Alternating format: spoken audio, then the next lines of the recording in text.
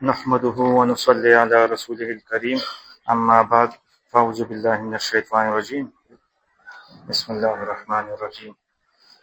آج جو مضمون مجھے دیا گیا ہے وہ ملفوظات شیخ یعنی ہمارے حضرت صاحب کے ملفوظات ہے، جو کہ ماہنامہ غزالی کے رسالہ رمضان شوال جو 1447 ہجری مارچ اپریل 2026 میں یہ مضمون شائع ہوا ہے، اور جسے ترتیب دیا ہے جناب ظہور الہی فاروقی صاحب۔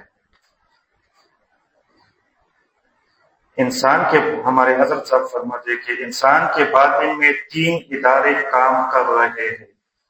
علم ایک تو الفاظ ہے، الفاظ کے پھر معنی ہے، اور الفاظ و معنی کی روشنی میں قلب اور قالب یعنی بدن کے استعمال اور حرکت سے اس علم پر عمل وجود میں آتا ہے۔ الفاظ کے جو معانی ہیں وہ ایک تو آپ کے قالب یعنی بدن سے مطالبہ کرتے ہیں جسے ظاہری شریعت کہتے ہیں، اور ایک آپ کے قلب سے مطالبہ کرتے ہیں جسے باطنی شریعت کہتے ہیں۔ روح کے جسم کے اندر آنے کے بعد انسان کے باطن میں 3 ادارے کام کرنا شروع کرتے ہیں۔ ایک عقل کا ادارہ کام کر رہا ہے، ایک قلب کا ادارہ کام کر رہا ہے، اور ایک نفس کا ادارہ کام کر رہا ہے۔ انسان کے اندر یہ 3 انجن کام کر رہے ہیں۔ ایک عقل کا انجن ہے، ایک قلب کا انجن ہے، اور ایک نفس کا انجن ہے۔ قرآن پاک کے جو الفاظ ہیں اور اس کے جو معانی اور مفہوم ہے، یہ قالب یعنی بدن سے ظاہر کا مطالبہ کرتے ہیں، یعنی کہ آپ کے ہاتھ پیر، آپ کی آنکھ، کان، ناک اور زبان، یہ سب کیسے استعمال ہوں گے، اس سب کی تربیت کرنی ہے۔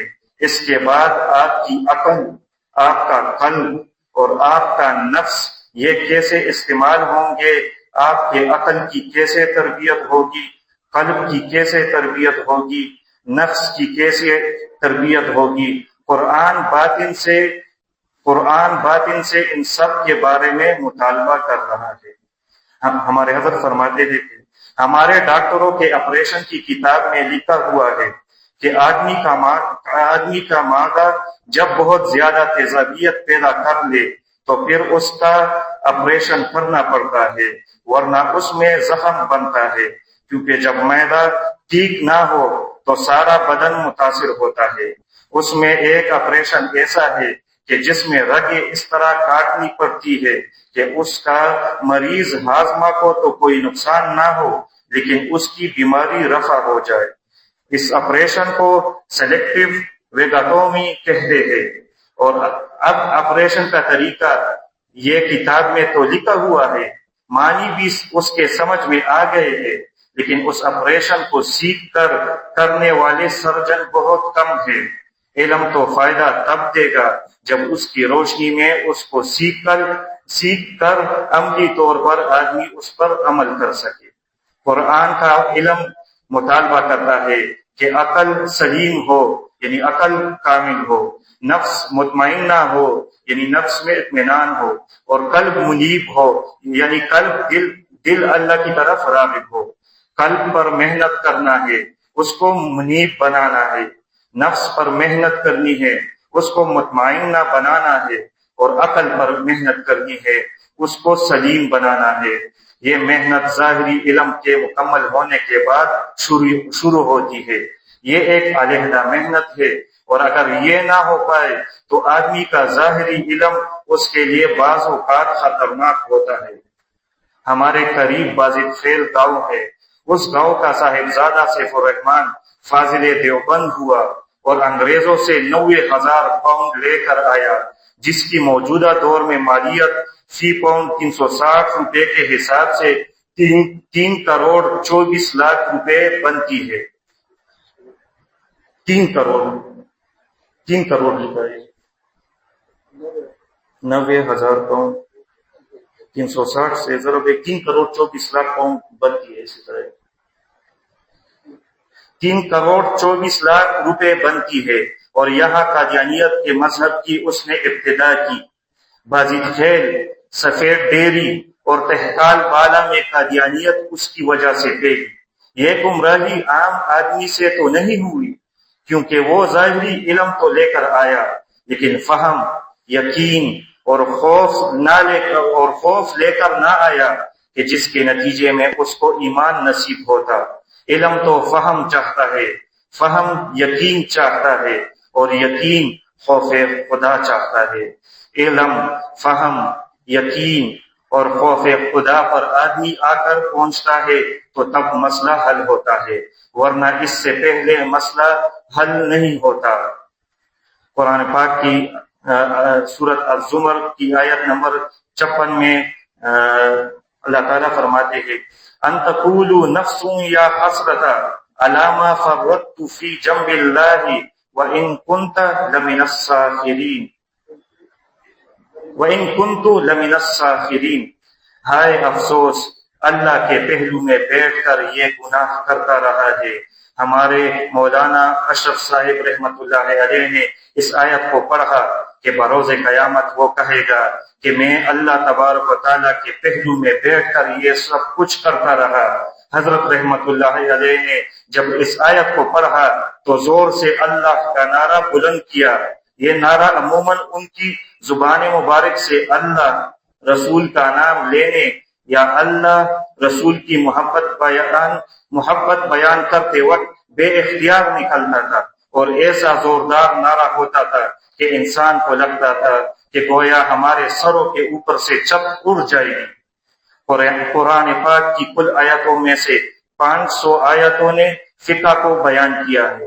سارے مسائل ان 500 آیتوں کے گرد گھوم رہے ہیں۔ باقی کی تقریباً 5800 آیتیں کس چیز کو بیان کر رہی ہیں؟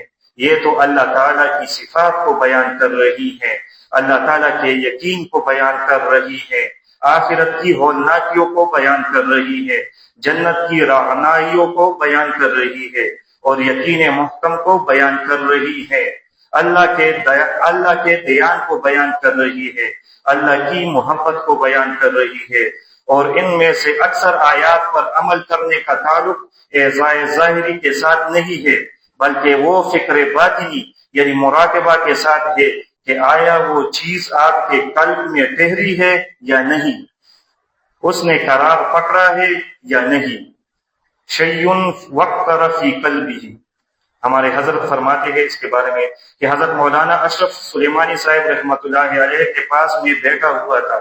کسی نے مطالبہ کر رکھا تھا کہ ہمارا کوئی پروگرام ہو رہا ہے، اس کے لیے آپ حضرت ابوبکر صدیق رضی اللہ عنہ پر ایک مضمون لکھے، یا تو خود آ کر تقریر کرے یا پھر آپ کا مضمون پڑھا جائے۔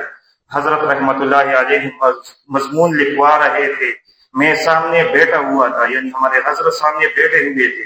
اس میں انہوں نے کہا شیء وقر فی قلبہ، کہ ایک چیز کی جو کہ حضرت ابوبکر صدیق رضی اللہ عنہ کے قلب میں قرار پکڑ گئی تھی۔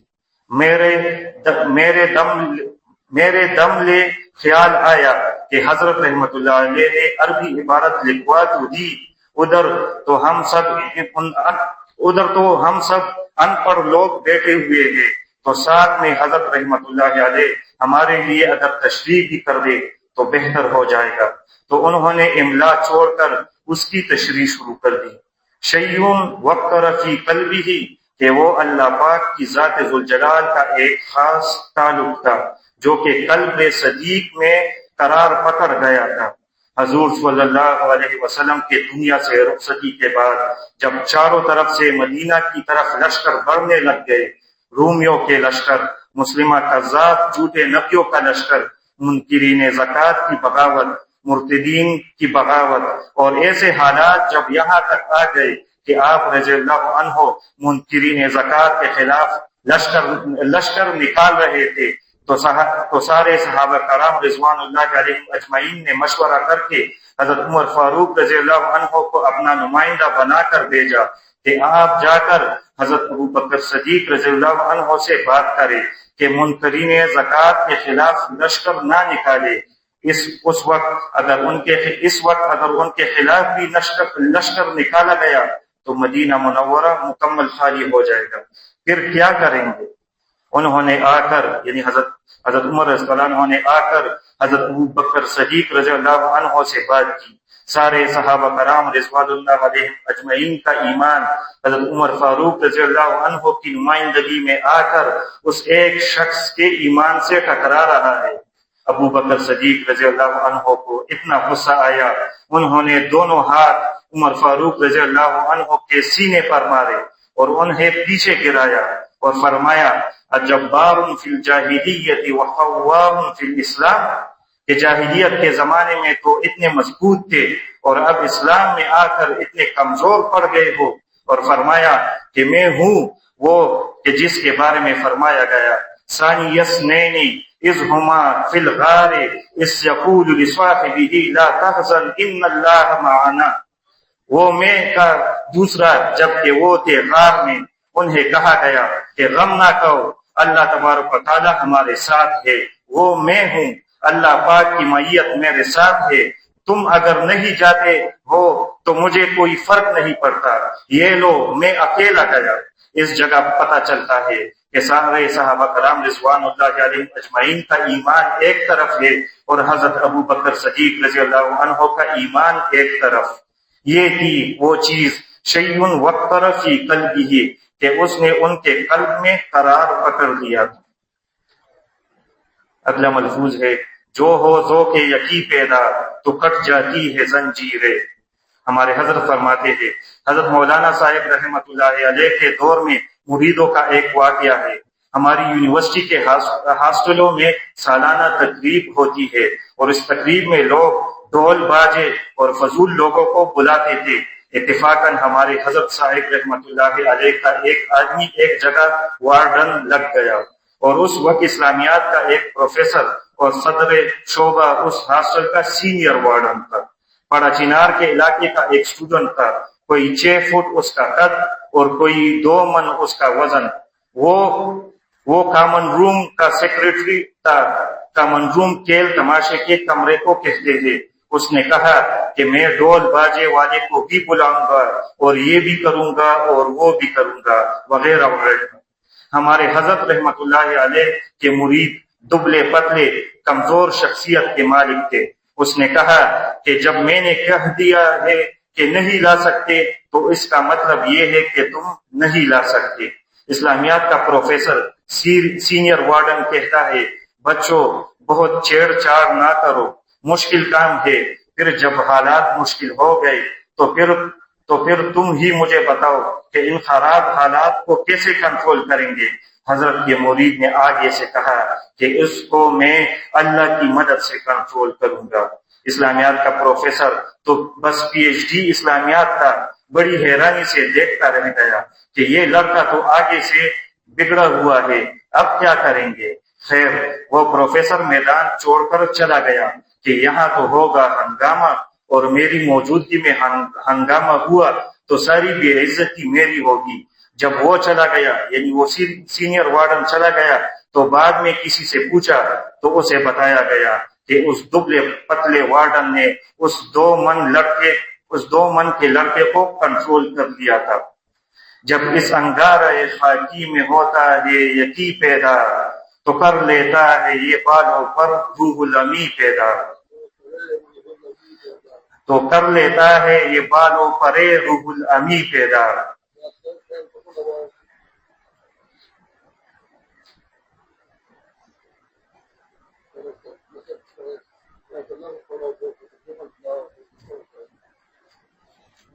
سنگارہ خاکی میں ہوتا ہے یقین پیدا۔ انسان جو ہے تو وہ خاک سے بنا ہے، جب وہ یہ خاکی جب انگارہ بنتا ہے اور اس میں یقین پیدا ہوتا ہے۔ انگارہ آگ کے سرخ شعلے کو کہتے ہیں۔ جب لکڑی جل کے پورے سرخ ہو جاتی ہے اس کو انگارہ کہتے ہیں۔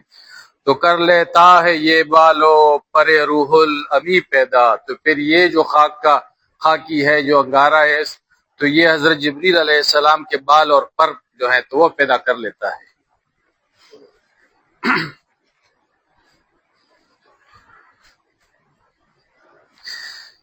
جب سنگارے خاکی میں ہوتا ہے یقین پیدا، جب سنگارے خاکی میں ہوتا ہے یقین پیدا، تو کر لیتا ہے یہ بالو پر روح الامین پیدا۔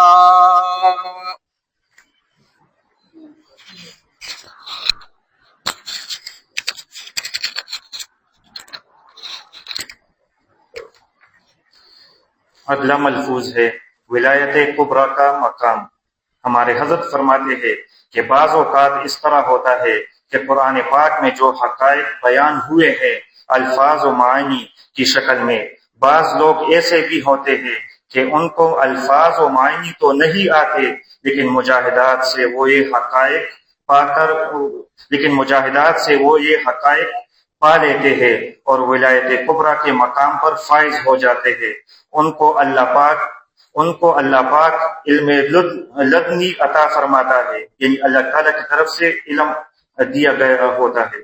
حضرت شیخ احمد سرہندی رحمۃ اللہ علیہ مجدد علیہ الثانی، یعنی 1000 سال کے بعد جو بڑی حیثیت کا مجدد آتا ہے وہ ہیں، ان کے 2 بڑے خلفاء ہیں، ایک خواجہ معصوم رحمۃ اللہ علیہ جو ان کے بیٹے بھی ہیں، بہت بڑی حیثیت کے عالم اور عارف ہے، دوسرے خلیفہ حضرت آدم بنوری رحمۃ اللہ علیہ جو کہ ایک امی آدمی ہے، یعنی لکھنا پڑھنا نہیں جانتے تھے۔ شیخ احمد سرہندی رحمۃ اللہ علیہ کا سلسلہ علماء اور مشائخ میں حضرت آدم بنوری رحمۃ اللہ علیہ سے پہلا ہے۔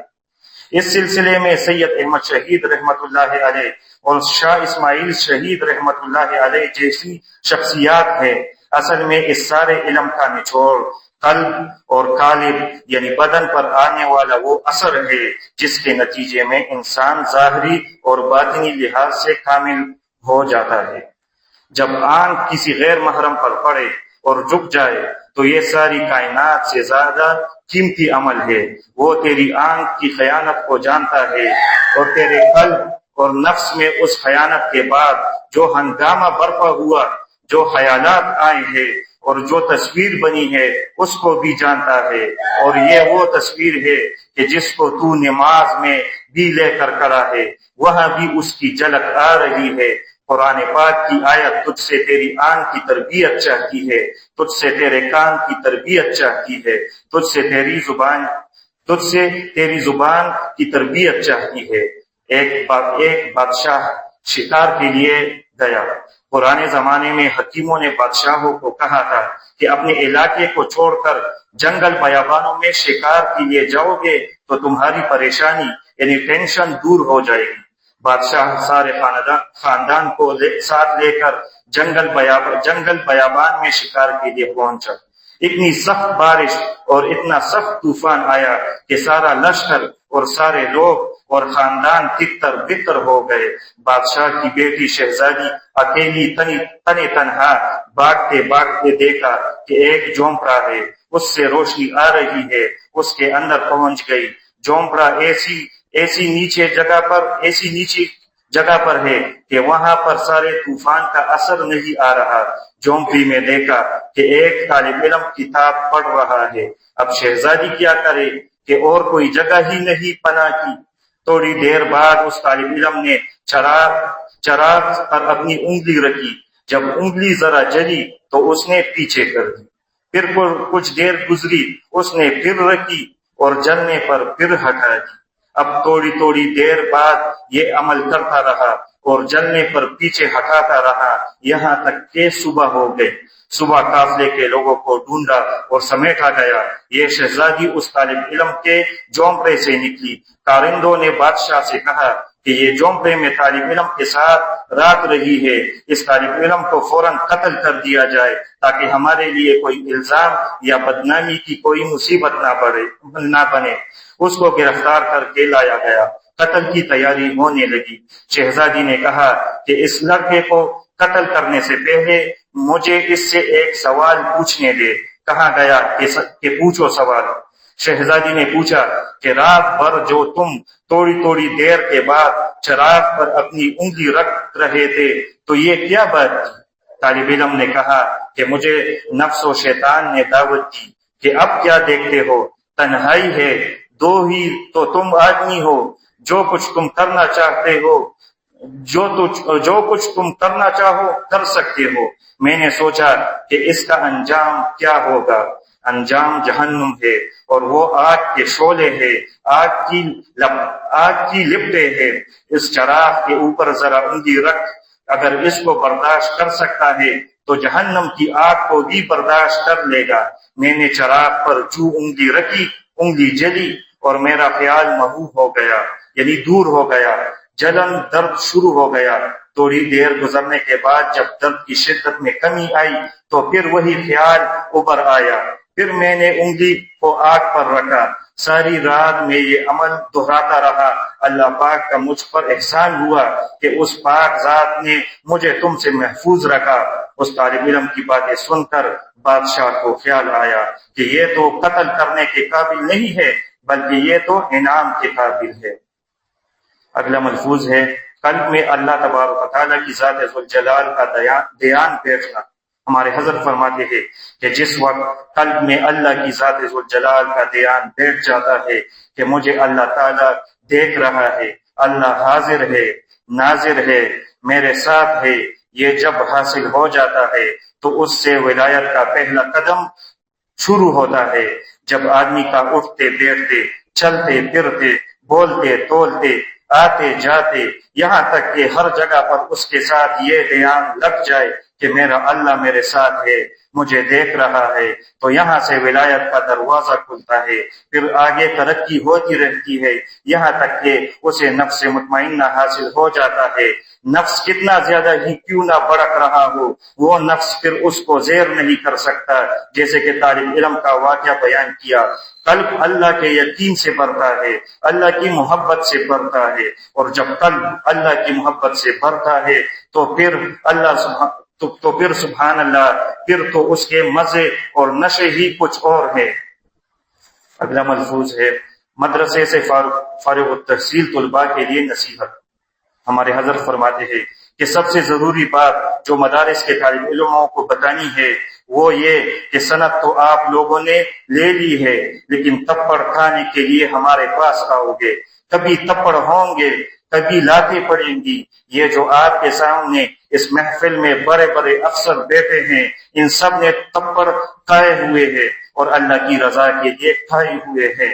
मैं जिला हजारा से आया हूँ, एक अकेला अनपढ़ आदमी पठानों की पिटाई कर रहा हूँ, लेकिन पठान की ये खूबी है कि कलाशंकोफ की गोली के आगे तो सीधा खड़ा होता है, मगर अल्लाह वालों के आगे अल्लाह की रजा के लिए अपने सर को झुकाए रखता है। यही वो खूबी है जिसकी वजह से ये पठान बचा हुआ है। कुछ रिवाज तो हुआ है कि मदरसे के बच्चे जुमेरात को शब जुमा के लिए तबलीग मरकज चले जाते हैं। खानकाहों की तरफ जाने का बिल्कुल रिवाज नहीं है। मेरे पास बहुत कम आते हैं, बस एक दो आदमी मदारिस के आते हैं, शब गुजारने के लिए आ जाते हैं। जुम्मा को हम उनको वापस भेज देते हैं। तालीम के दौरान तालीम पर ही तवज्जो रखनी चाहिए और खूब कोशिश करनी चाहिए, और इसके बाद जिक्र अस्कार की मेहनत और इस्लाह नफ्स की मेहनत के है, फिर कहीं जाकर आदमी का काम बनता है।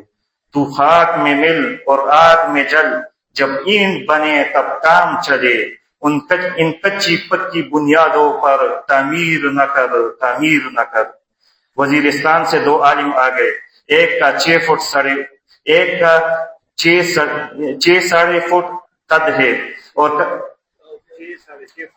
वजीरिस्तान से दो आलिम आ गए, एक का 6.5 फुट कद है और काफी भारी भरकम वजूद है, दूसरा उसके साथ सफेद रीश आलिम है। उन्होंने कहा कि हम आपकी मुलाकात के लिए आए हैं, लेकिन हमने सुना है कि आप लोगों की पिटाई भी करते हैं, मगर हमारी पिटाई नहीं करेंगे। मैंने उनसे कहा कि हर एक तो मैं کہ ہر ایک کی تو میں پٹائی نہیں کرتا، لیکن جن کے ساتھ خاص محبت ہوتی ہے ان کی پٹائی ہوتی ہے۔ انہوں نے کہا کہ ہم آپ کے ساتھ علیحدہ کمرے میں بیٹھیں گے، پھر بات کریں گے، تو مجھے لے کر گئے اور کمرے میں بٹھایا۔ ایک نے کہا کہ حج سے آئے ہو، خاص فیض ہمیں دو گے؟ میں نے ان سے کہا کہ میں تو حج پہ گیا ہوں اور چکر لگا کر آ گیا ہوں، مجھے تو کوئی محسوس نہیں ہوا کہ میں کوئی فیض لے کر آیا ہوں جو کہ میں آپ لوگوں کو دوں۔ اب وہ میرے پیچھے پڑ گئے کہ نہیں، یہ فیض ہمیں دو گے۔ یا اللہ، میں کیا کروں، یہ تو مجھے چھوڑتے ہی نہیں۔ میں نے کہا ہاتھ اٹھاؤ کہ اللہ پاک سے دعا کرے، کیونکہ دینے والی ذات تو اللہ کی ہے۔ جب میں نے دعا شروع کی تو 6.5 فٹ والے مفتی پر تو حال طاری ہو گیا۔